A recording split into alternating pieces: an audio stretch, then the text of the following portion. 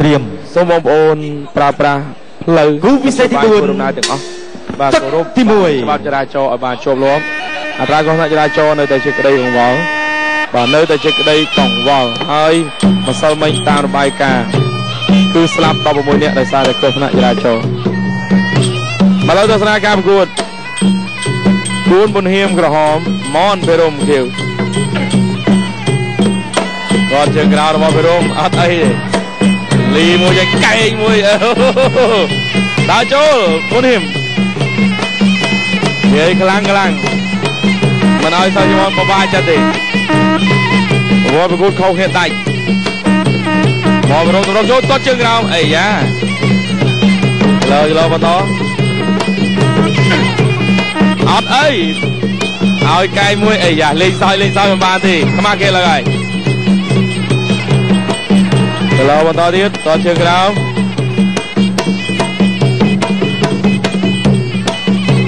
ដើរចូលមួយគាត់មកជើងបន្តអត់អីរោចូលមករំចាប់ដើមគេថាវាសម្រុកចូលច្រើនទៅគូរបស់គេឲ្យយកមួយទៀតរបស់បុនីម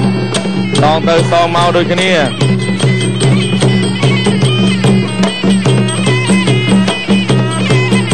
អាយ៉ាកន្លែងកន្លែងកូន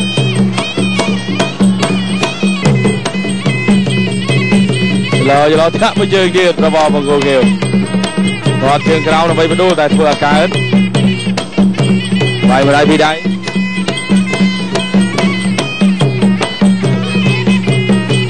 អូយកលែងខ្លួនបន្តិចតែធ្វើបានល្អ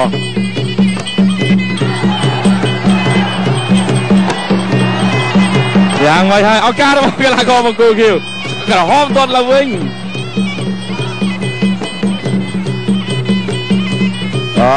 តតមកល្អមកគេ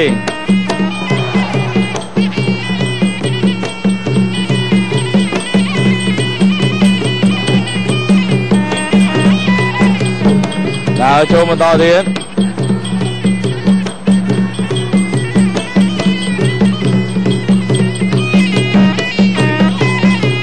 ចាប់កាច់ហេចូលឡើងអត់មានអ្វីគួរកត់សម្គាល់ចោលក្រោមចលោ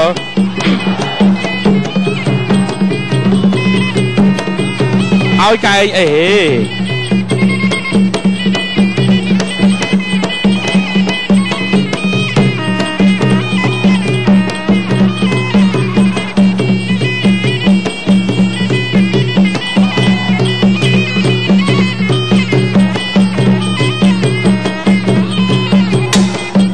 ចាប់ទឹកទី1ឥ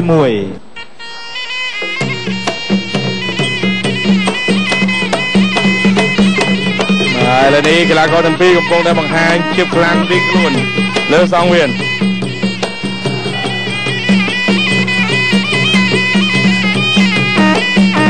គាត់ប្រើជង្គង់មួយរបស់បង្គោលក្រហម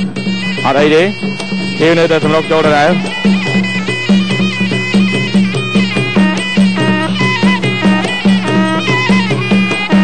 ចលោអញ្ញាកន្លែងកីឡាករ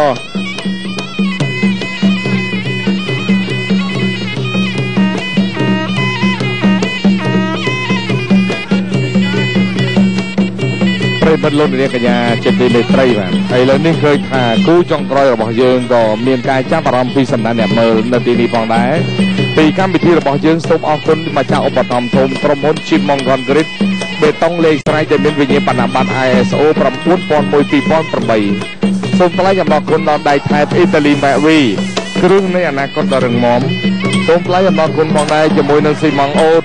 ស៊ីម៉ងអន្ត្រីពេជ្រស៊ីម៉ងអូតបូកដែលជាជម្រើសដ៏ល្អបំផុតរបស់អស់លោកអ្នក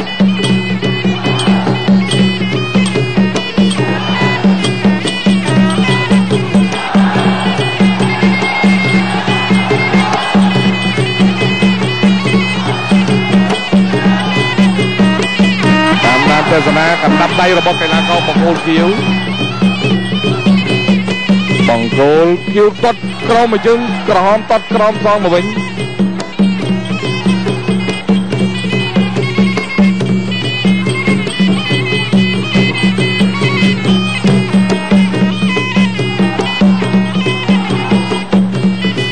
កណ្ដាលបំបែក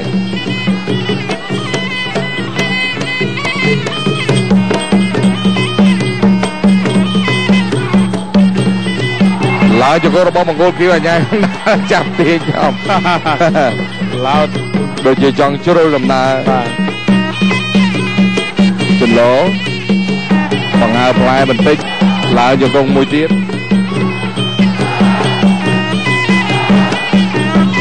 ទស្សនាការប្រកួតបន្តទៀតរមាសកលអញ្ញាកណ្ដាលបញ្ជាការប្រកួតគូនេះចន្លោដើរចូលទាត់មួយជើងផតរបស់មង្គលគីវមនទៅរំមករំដើរចូលមួយយ៉ាងម៉េចហើយអត់ទាន់ធ្វើអីចេញរុញដៃទាត់ជើងក្រោមរបស់កីឡាករមុនហៀមឲ្យកែមួយរបស់គុណមុនហៀមអត់អីទេកែងបន្តទៀតដើរចូលជីមុងខនក្រិតគឺជាបេតុងលេខស្រាយមានបញ្ញាបណ្ដាបណ្ដា ISO 9001-2008 និងស៊ីម៉ង់អូតស៊ីម៉ង់អន្ត្រីពេជ្រនិងស៊ីម៉ង់អូតបូកជាចម្រើសដ៏ល្អបំផុតរបស់អស់លោកអ្នកតាមដានទស្សនាគូចុងក្រោយទឹកទី3បន្តទៀតទាំងបងប្អូននៅបឹងស្នោក៏ដូចជានៅឯស្ទឹងមានជ័យផងដែរបាទជាពិសេសបងប្អូនជនរួមជាតិរបស់យើងដែលរស់នៅគ្រប់មជ្ឈដ្ឋាននៃព្រះរាជាណាចក្រកម្ពុជាយើងហើយកំពុងទស្សនានៅឯតាមរោងកាហ្វេកំពុងតែល្អមើលជាមួយនឹងការប្រកួតរបស់យើងនៅឯពេលនេះបុរាណខ្មែរយើងហៅថាហនុមានចរានពពកដែលបង្គោលគៀវបាហោះជង្គង់អាម៉ាញ់មិញតតក្រមរបស់មង្គលក្រហមតតក្រមរបស់មង្គលក្រហមគៀវបំរុងសងទៅវិញកែងមួយស្ដាំឡើងជង្គង់ពីក្រោយឡើងជង្គង់សងពីក្រោយទៅវិញអញ្ញាកណ្ដាលស្រែកការឈប់បំបែកដើម្បីបង្កលទ្ធភាពថ្មីអោបគ្រាកឡើងជង្គង់សង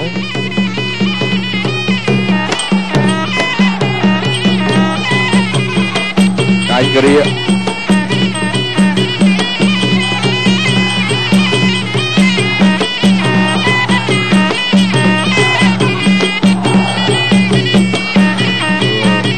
ច្រានរស័យមើលរបស់មង្គលខៀវ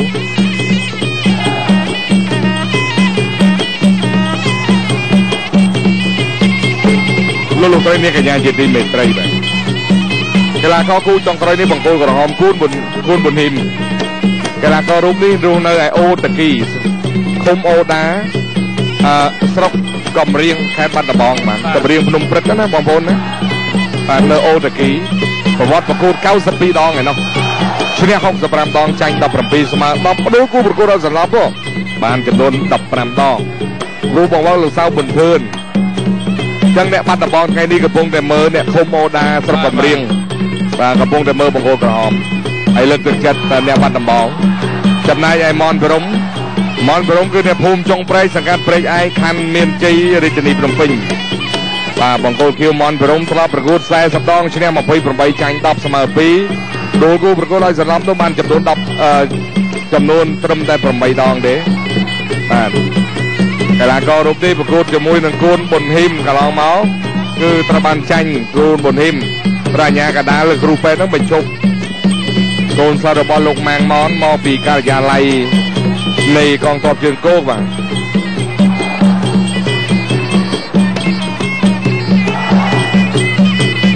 កាយគ្រាឡើងជង្គង់មួយទៀតកាយគ្រាទៀតលោកអញ្ញាកណ្ដាលកំពុងពិនិត្យលទ្ធភាពក្នុងការប្រកួតទឹកទី3នេះបាទឡើងជង្គង់សងរបស់កីឡាករមនបរមមង្គលគៀវប៉ុន្តែគូនប៊ុនហ៊ីមមិនទាន់អីទេទឹកទី3ដែរបាទនេះទស្សនាទឹកទី4បន្តមករវាងកីឡាករគូនប៊ុនហ៊ីមជាមួយនឹងកីឡាករមនបរមបាទទស្សនាការប្រកួតកីឡាករទាំងពីរនេះវាមានការប្រយ័ត្នប្រយែងបំផុតបាទអត់មានវាយតកុហកប្រមាណអីយ៉ាងម៉េចហើយមករំដើរចូលដែរបាទតាមពីទឹកទី1រហូតដល់ទឹកទីមករំបាទគឺជាអ្នកដើរចូលច្រើនមកជាងគេបាទទៅលើគូប្រកួតរបស់ខ្លួនយ៉ាងម៉េចហើយដើរចូលដាល់មួយដៃទៀតអត់អីទៅឡូមួយជង្គង់វាក្រោយសម្រាប់គូក្រហមគូនប៊ុនហ៊ីម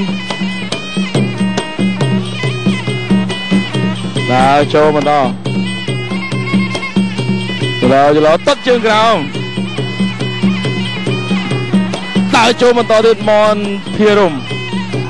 ប្រើកណ្ដាប់ដៃ2ដៃ3ដៃមកកន្លែងគាត់ទាំងពីរវាហាក់ដូចមើលសំណាមគ្នាច្រើនប mà về tới về mà và kêu ăn miên toàn cười tạ cả ho rồi về trụ chất lang như này ăn toàn miên thế nhà cái là coi vậy thôi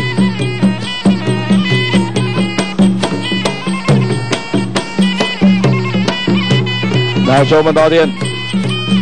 Mai complex và sầm rap khu cái nào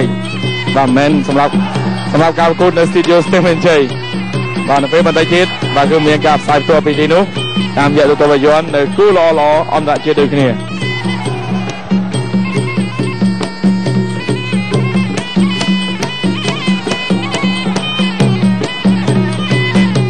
ទស្សនាការប្រគំបន្តយ៉ាងម៉េចហើយ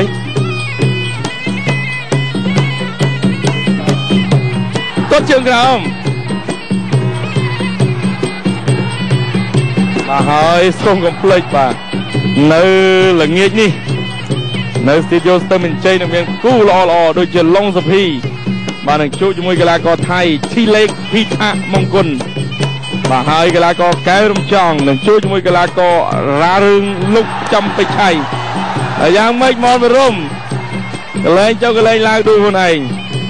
បាទអញ្ចឹងបាទសម្រាប់បន្ទាប់ពីចប់ការប្រកួតនៅទីយូបឹងស្នោនេះ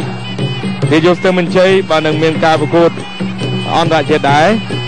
ហើយមុននឹងអន្តរជាតិនោះគឺកំសត់ជួបជាមួយនឹងផាន់ចំណានហើយគូអន្តរជាតិឡុងសុភីជួបជាមួយនឹងធីលេខភីថាមង្ខាន់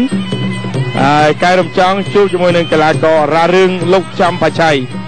បាទអញ្ចឹងសូមកុំភ្លេចបាទបន្តិចទៀតបាទនឹងដល់ហើយបាទនឹងដល់វេលាបងប្អូនកំពុងរងចាំហើយការប្រកួតលក្ខណៈអន្តរជាតិបាទផ្សាយផ្ទាល់ពី studio ស្ទឹងមានជ័យតែសូមកុំភ្លេចរងចាំទស្សនានៅលើកញ្ចក់ទូរទស្សន៍យន្តនៅម៉ោង 6 កញ្ចក់ទូរទស្សន៍យន្តទី 5 ដាច់ជាតិទឹកប្រាច់ព្រាត់ការប្រកួតអន្តរជាតិឡុងសុភីជួបជាមួយកីឡាករថៃថាលេខភីថាមង្ខាន់កែរំចង់ជួបជាមួយកីឡាកររ៉ារឿងលុកឆំផាឆៃបាទនៅស្ទឹងមានជ័យតែទៀតគឺទូពីនឹងឡុងសុភីកែរំចង់បាទឥឡូវនេះគឺថាទឹកទី 5 ជាទឹកចុងក្រោយសម្រាប់គូចុងក្រោយរបស់យើងដល់ដៃឡើងជង្គង់របស់មង្គលគៀវពីកម្មវិធីរបស់យើងសូមថ្លែងអំណរគុណដល់ម្ចាស់ឧបត្ថម្ភកម្មវិធីពីក្រុមហ៊ុនដៃថៃអ៊ីតាលីម៉ាវីគ្រឹះនៃអនាគតដ៏រឹងមាំពីស៊ីម៉ងអូតស៊ីម៉ងអន្ត្រីពេជ្របាទស៊ីម៉ងអូតស៊ីម៉ងអន្ត្រីពេជ្រនិងស៊ីម៉ងអូតបូកជាជម្រើសដ៏ល្អបំផុតជាម៉ងហត់ក្រីបេតុងលេខស្រេចបាទអរគុណចំពោះក្រុមហ៊ុនបាទដៃថៃអ៊ីតាលីម៉ាវីគ្រឹះនៃអនាគតដ៏រឹងមាំទឹកចុងក្រោយរបស់យើងឃើញថាកីឡាករតែពីរចាប់គ្នាអោបបន្តិចឡើយយកអាញាកណ្ដាលបំបែកកីឡាករ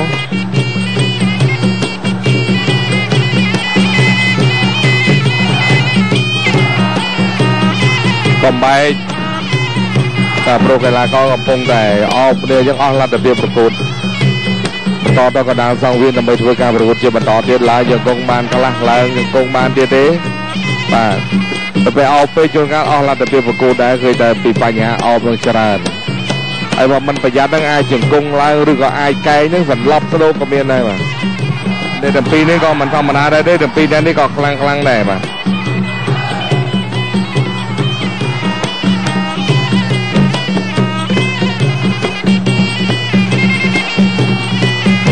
បាទចូលឡើងជង្គង់សងជង្គង់មកវិញ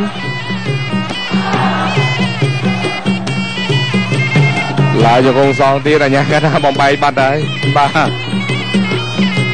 កីឡាករទាំងពីរហ្នឹងគឺធ្លាប់ជួបគ្នាបាទធ្លាប់ជួបគ្នាម្ដងហើយបាទគួនប៊ុនហ៊ីមនិងមនប្រមចុងទឹកទី 5 នេះបាទឃើញថាអ្នកទេសនារបស់យើងនៅតែច្រើនដដែលចប់ពីទីនេះទៅគឺថាការប្រកួតមួយទៀតនឹងចាប់ផ្ដើមនៅឯស្ទឹងមានជ័យយើងហ្នឹង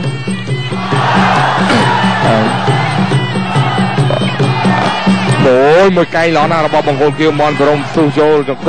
គង់អាញាកណ្ដាលបំបែកដល់សល់តែប្រហែលវិនាទីចុងក្រោយទៀតទេចោលដល់ស្អីឡាយជង្គង់ស្ដាំឡាយជង្គង់សងមកវិញអាញាកណ្ដាលបំបែក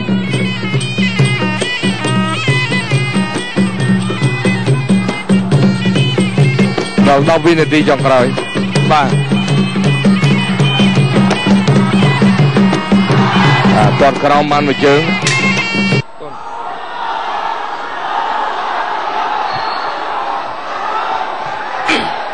ឥឡូវនេះអាញាកណ្ដាលកំពុងតែត្រៀមនឹងលើកដៃព្រោះបង្គោលខៀវមករួមឆាបង្គោលក្រហមដោយពិនមករោមសងសឹកបានសម្រេចបាទ